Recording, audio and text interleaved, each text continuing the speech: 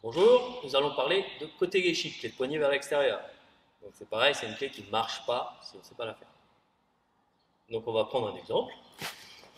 Voilà, donc on a affaire à deux. Vous imaginez que ce sont deux débutants qui vont essayer de faire cette clé. Voilà. Donc là, globalement, on voit qu'il y a quand même pas mal de choses qui ne vont pas. Parce que pour une clé, il va falloir contrôler déjà les trois articulations et il va falloir aussi être dans une position un peu décontractée, pas les épaules complètement relevées et tout en force. Donc la première chose, c'est qu'il va déjà se détendre au niveau de ses épaules. Ensuite, là, il protège le poignet avec sa main, c'est-à-dire qu'il a pris le poignet. Or, on essaye de tordre le poignet, donc il va falloir dégager le poignet. Donc, vous allez mettre le pouce en diagonale sur le dos de la main et avec l'annulaire et l'auriculaire, prendre la base du pouce. Comme ça, vous avez un levier maximum. Donc à ce niveau-là, après, là, il faut contrôler à peu près le poignet. Il va falloir contrôler les deux autres articulations. Donc pour contrôler ces articulations, il va falloir venir amener grossièrement, si vous voulez un repère visuel, son petit doigt au-dessus de son petit doigt de pied.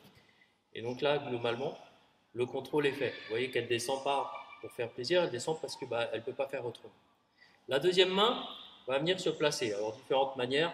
On va prendre un exemple simple. Vous placez en sabre par-dessus. Vous pourriez très bien vous mettre l'avant-bras. Peu importe à ce niveau-là, mais il faut qu'il y ait une poussée qui aille dans le même sens que la clé.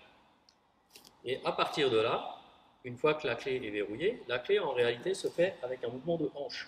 C'est-à-dire que ça va être les hanches qui vont faire la clé. Et une clé, c'est fait pour faire une luxation. Donc c'est quelque chose qui rentre d'un seul coup et elle est faite ici. Donc ça, c'est aussi, donc on refait la clé. Voilà, la clé est là. Ensuite, vous avez une libération généralement qu'on voit sur ces clés. Et il ne faut pas confondre la clé et la libération. C'est-à-dire que la libération où le partenaire chute ne fait pas partie de la clé. C'est-à-dire que je le libère. Donc la clé, on fait la clé. Voilà. Et maintenant, deux manières de se libérer, comme il contrôle bien. Soit il va pivoter pour laisser passer, soit il faut reculer pour laisser passer. Donc c'est ce qu'il va.